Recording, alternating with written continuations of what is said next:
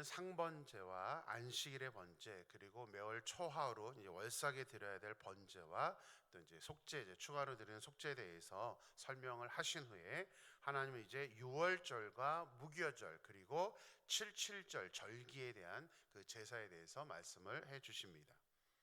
자, 6월절은 유대인 역으로 니산월 14일이고 무교절은 바로 다음 날인 15일부터 이어서 일주일 동안 지키는 절기입니다.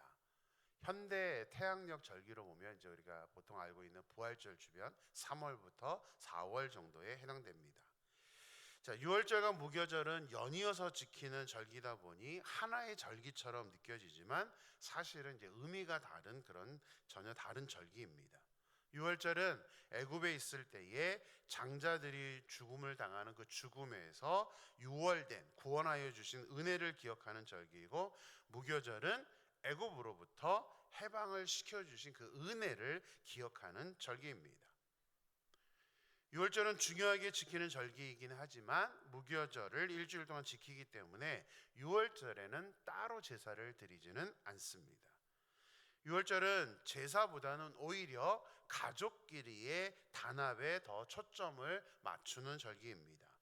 하나님은 6월절을 어떻게 지켜야 하는지 이제 그 규정에 대해서 정해 주셨습니다. 출애굽기 12장 3절을 보겠습니다.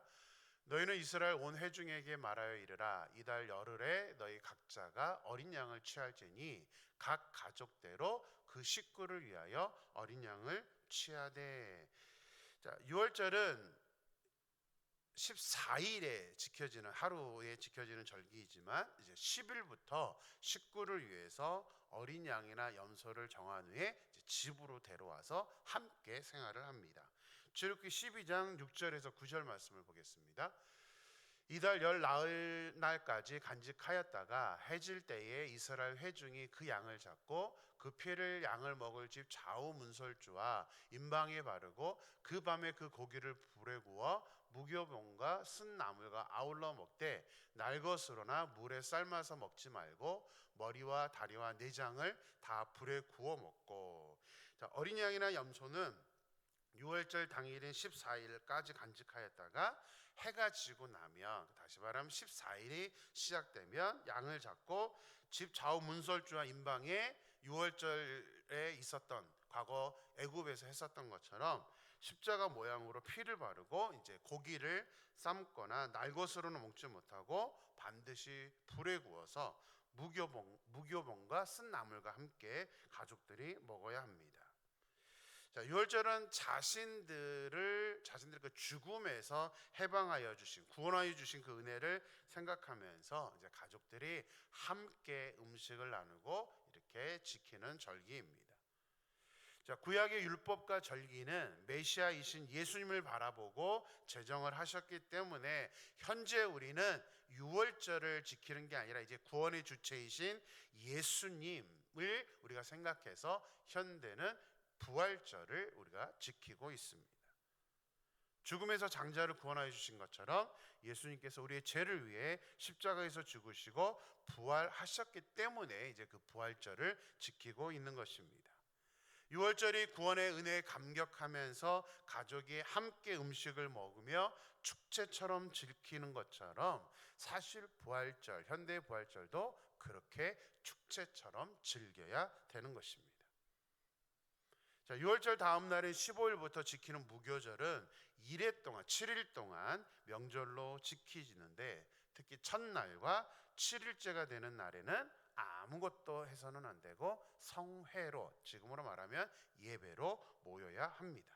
그리고 매일 하나님이 지정하신 무교절에 해당하는 제물로 제사를 드려야 합니다. 물론 무교절을 드린다고 해서 상번제를 안 드려도 되는 것은 아닙니다. 매일 드리는 상번제는 항상 유지가 됩니다. 그대로 드리면서 이제 추가로 무교절 제사를 드려야 합니다. 무교절 때는 번제로 흠없는 숫송아지 2마리, 순양 1마리, 1년대 순양 7마리를 드려야 하고, 소제로는 고운 가루를 숫송아지를 위해서 10분의 3, 순양을 위해서 10분의 2, 어린 양을 위해서 10분의 1을 드려야 합니다. 그리고 속죄제로 순염소 한 마리를 드려야 합니다. 무교절의 제물의 양은 우리가 이미 살펴보았던 초하루 월삭에 드리는 제사의 양과 동일합니다. 물론 차이점은 초하루는 매달 첫날 한 번만 제사를 드리면 되지만 무교절에는 똑같은 양을 매일 같이 7일 동안 지켜야 된다는 사실이죠. 하나님께 드려야 되는 것입니다. 근데 무교절 역시 유월절처럼 은혜를 기억하는 절기이고 축제와 같은 명절이긴 하지만 차이점이 있습니다. 17절 말씀을 보겠습니다. 또 그달 15째 날부터는 명절이니 이래 동안 무교병을 먹을 것이며, 무교절은 하나님께서 애굽에서 인도하여 내신 은혜를 기억하는 그런 절기이고 축제로 즐기는 명절이기는 하지만 차이점이 뭐냐면 먹는 것에는 제한이 있다는 사실입니다. 무교병만 먹을 수 있습니다. 무교병은 영어로 unleavened bread라고 부릅니다. 밀가루와 물로만 반죽을 한 그런 빵을 먹어야 합니다. 그런데 맛이 별로 없습니다. 축제는 어떤 날이죠? 맛있는 음식을 먹고 즐기는 것이 축제입니다. 그런데 무교절은 재미있게도 즐겁게 보내는 축제가 맞기는 하는데 보통의 축제처럼 먹고 마시는 그런 축제는 아닙니다. 애굽에서의 고통을 기억하며 하나님의 긴급한 역사 속에서 누룩을 넣지 않는 그 반죽 그대로 들고 나왔다는 것을 기억하는 세상적인 의미에서의 즐거움이 있는 축제가 아니라 특별한 의미가 강조된 그런 축제인 것입니다. 그래서 일주일 동안 무교병을 먹으면서 첫날과 일곱째 날 2번 성회로 모이고 매일 상번제에 이어서 무교절 제사를 드림으로 영적으로 즐기는, 이때는 영적으로 집중하는 그런 영적인 축제 시간을 이제 보내는 것이 무교절의 의미입니다.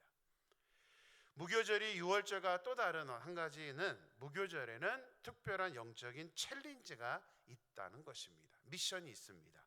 출애굽기 12장 15절 말씀을 보겠습니다. 너희는 이래 동안 무교병을 먹을지니 그 첫날의 누룩을 너희 집에서 제하라. 무릇 첫날부터 일곱째 날까지 유교병을 먹는 자는 이스라엘에서 끊어지리라. 자, 무교병 첫날에는 집에 있는 모든 누룩을 없애야 합니다.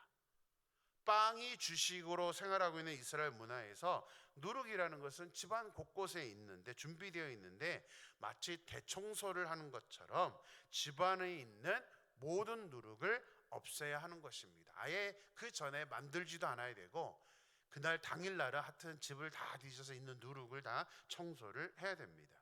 누룩 자체가 특별히 부정하거나 어떤 잘못이 있는 것은 아닙니다.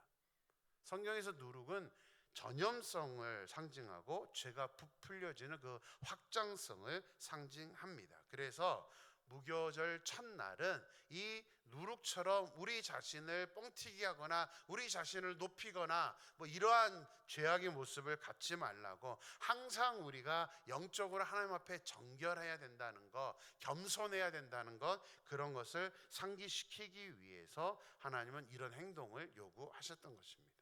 지금은 우리가 무교절을 지키지는 않습니다.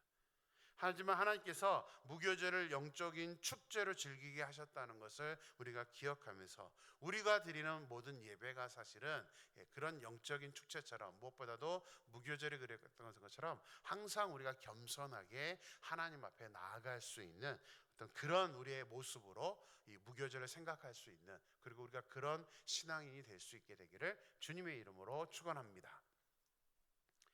그 다음 설명은 이제 77절입니다. 77절은 6월절 이후에 7 곱하기 7, 49일이 지난 다음 날을 기억하는 절기입니다. 근데 77절이라고 부르긴 하지만 하나님께서 이 절기를 지키라는 의미는 농사를 짓고 수확을 하게 하신 것에 감사라는 의미로 이 77절 절기를 제정을 하셨습니다. 출애굽기 34장 22절을 보겠습니다. 77절 곧 맥추의 초실절을 지키고 새말에는 수장절을 지키라. 자, 출애굽기에서 맥주라고 번역을 함에 따라 우리가 잘 알고 있는 맥주 감사절이라는 것이 이제 등장을 하게 되었습니다. 맥주의 맥은 무엇을 의미하죠? 어떤 곡식이죠? 예, 보리입니다. 하지만 이스라엘의 77절은 사실은 보리 수확이 아니라 밀 수확을 감사하는 절기입니다. 맥주라고 하다 보니까 이제 조금 오해가 있는데요. 자, 두 가지 절기가 있습니다. 77절 또 그 뒤에 초실절이라고 따로 있습니다. 그래서 처음 밀 수확, 초실절은 보리 수확 이렇게 이제 절기가 바뀌어집니다.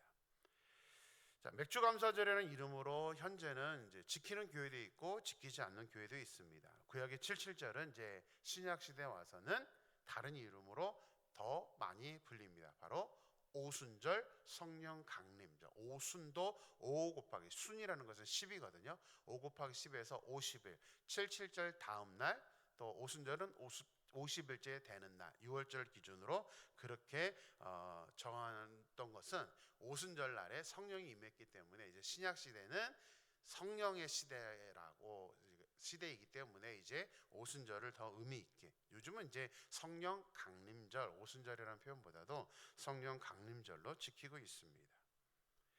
77절에는 이제 번제로 숫송아지 2마리, 순양 1마리, 1년 된 순양 7마리를 드려야 하고, 소제로는 고운 가루를 숫송아지를 위해서 10분의 3, 순양을 위해서 10분의 2, 어린 양을 위해서 10분의 1을 드려야 하고, 이제 속죄제로 추가로 순염소 1마리를 드려야 합니다. 이것은 이제 무교절에 드리는 것과 양도 동일하고 드리는 제사도 동일합니다. 근데 77절에 드리는 제사에 대해서 말씀하실 때는 77절에만 해당하는 독특한 표현이 또 하나 있습니다. 우리 26절 말씀을 볼까요? 77절 처음 익은 열매를 드리는 날에 너희가 여호와께 새 소제를 드릴 때에도 성회로 모일 것이요 아무 일도 하지 말 것이며. 자, 77절이 하나님께서 밀을 수확하신 것에 대한 감사의 절기이기 때문에 처음 익은 열매를 드려야 한다라고 표현을 하고 있습니다. 그리고 소제라는 단어 앞에도 새 소제라는 표현을 사용하고 있습니다. 다른 절기에 드리는 곡식은 저장을 한 곡식을 사용을 해도 되지만 77절에는 처음 수확한 밀로 소제를 드리기 때문에 이렇게 새로운 소제라고 표현을 하고 있는 것입니다.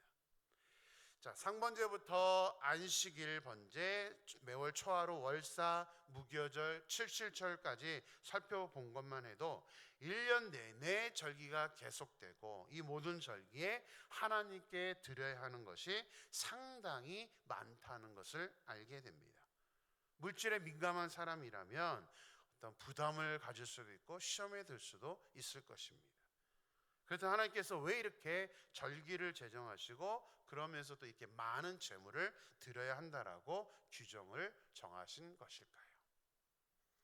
하나님께서 이스라엘 백성들에게 이렇게 드려야 할 재물의 양을 이제 가나안에 들어가기 전에 구체적으로 말씀하시고 이렇게 많은 양을 말씀하신 이유는 하나님께서 이스라엘 백성들의 것을 빼앗겠다는 의미가 아닙니다. 오히려 하나님께서 그만큼 채워주셔서 하나님께 더 많은 것을 드려도 부족함이 없도록 하나님께서 채워주신다는 복에 대한 약속입니다. 드리지 않으면서 내 것이 하나님의 것이라는 인식이 없으면서 우리가 채워진다면 그것은 우리에게 복이 아니라 오히려 독이 될 수 있습니다. 하나님은 이스라엘 백성들을 애굽에서 나오게 하셨고 가나안 땅을 주시겠다고 약속하셨습니다. 이제 가나안 진입을 눈앞에 두고 있기 때문에 이 약속은 반드시 이루어질 것입니다. 땅을 분배받고 그곳에서 농사를 짓고 짐승을 키우면서 이스라엘 백성들은 하나님이 주시는 풍요와 축복을 누리게 될 것입니다. 물론 하나님의 약속 안에, 믿음 안에만 있다면 말입니다. 그렇다면 하나님께 제사를 드리기 위해 제물을 드리는 그 양은 엄청난 것이 아닙니다.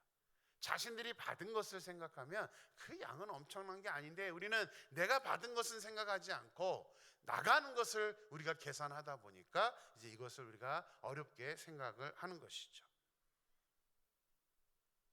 하나님께 드리는 절기는 축제로 하나님 말씀하셨습니다. 제물을 드려야 되고 제사를 드려야 되니까 힘든 날, 이게 아니라 우리가 하나님이 주신 것에 대해서 감사하면서 기쁨으로 드릴 수 있어야 된다는 사실입니다. 또 한 가지 중요한 이유가 있습니다. 창조주 하나님께서 이런 제사를 통해서 만나 주신다는 사실입니다. 상번제를 통해서 매일 만나 주시고, 안식일, 또 월사, 또 무교절, 칠칠절, 이런 절기들을 지키면서 하나님은 끊임없이 하나님의 자녀들과 소통하고 만나기를 원하셔서 이러한 절기와 제사 제도를 만들어 주셨다는 사실입니다. 그리고 제사 제도를 통해서 이런 많은 제물들을, 짐승을 잡아서 하나님께 드려야 하는 것은 그 우리가 하나님께 받은 은혜가 얼마나 큰지, 또 그 은혜를 마땅히 제사를 통하여서 하나님께 표현해야 된다는 것을 가르치시기 위해서 무엇을 드려야 되는지를 구체적으로 규정으로 정해 주셨던 것입니다. 근데 인간이 얼마나 완악한지, 받는 것은 좋아하면서도 받은 은혜에 대해서 대가를 지불하는 것은 그렇게 좋아하지 않습니다. 하나님은 만나 주시겠다고 했는데 우리가 바쁘다고 이러한 절기들, 자주 있는 그런 예배들을 우리가 소홀하게 여길 때가 있다는 사실이죠. 생명을 잃으면 아무것도, 우리가 이 세상에서 살아가는 게 의미가 없어집니다. 그리고 우리는 반드시 이 땅에서 영원히 살 수가 없습니다. 그래서 나에게 이러한 지금 일자리를 주시고 나에게 삶을 주시고 생명을 주시는 그 은혜에 우리가 감사할 수 있다면 무엇을 드린들 아깝지 않을 것입니다. 정말 우리가 진정으로 하나님의 은혜를 알고 감사하며 하나님께 그 감사를 표현하며 드릴 수 있는 저와 여러분의 삶이 되기를 주님의 이름으로 간절히 축원합니다. 기도하겠습니다. 하나님 감사합니다. 오늘도 새날을 주시고 또 말씀으로 하나님의 뜻과 하나님의 마음을 전달하여 주심에 감사를 드립니다. 이스라엘이 지키는 절기들, 이 모든 것들을 보면 하나님께서 이스라엘 백성들과 만나 주시고 말씀하여 주시는 그런 영적인 의미가 있기 때문에 모든 예배들은 하나님 축제처럼 즐겨야 한다라고 말씀하고 있습니다. 하나님, 과거만이 아니라 지금도 우리가 예배를 드리는 것이 우리의 기쁨이 될 수 있기를 원합니다. 하나님, 정말 우리가 하나님을 만난다는 그 감격과 기쁨으로 우리의 예배를 사모하며 예배를 지킬 수 있는 그런 우리 모두가 될 수 있도록 인도하여 주시옵소서. 하나님, 모든 절기들은 전부 다 하나님의 은혜를 알고 또 그 은혜 때문에 이렇게 자주자주 찾아오는 절기 때에 우리가 빈손으로 하나님 앞에 나오는 것이 아니라 이 많은 재물들을 가지고 하나님께 번제를 드리게 하나님 그렇게 말씀하시는 것은 우리의 것을 빼앗으려는 것이 아니라 우리가 얼마만큼 하나님의 은혜에 감사하며 우리에게 지금 우리가 일할 수 있도록 또 우리의 생명을 근본적으로 주신 그 하나님의 은혜에 우리가 얼마나 감사하는지 그것을 하나님 알고 있기 위해서 우리가 그것을 또 표현하라고, 그냥 말로만이 아니라 우리의 있는 것을 드림으로 표현하라고 이런 절기들을 규정하고 있는 것을 보게 됩니다. 하나님, 우리가 받은 은혜를 우리가 잊지 않고 우리가 하나님께 그 은혜의 감사로 또 예물로 표현할 수 있는 우리 모두가 될 수 있도록 하나님 인도하여 주시옵소서. 주님께서 온전히 함께 하실 줄 믿고 거룩하신 예수님의 이름으로 기도드렸습니다. 아멘.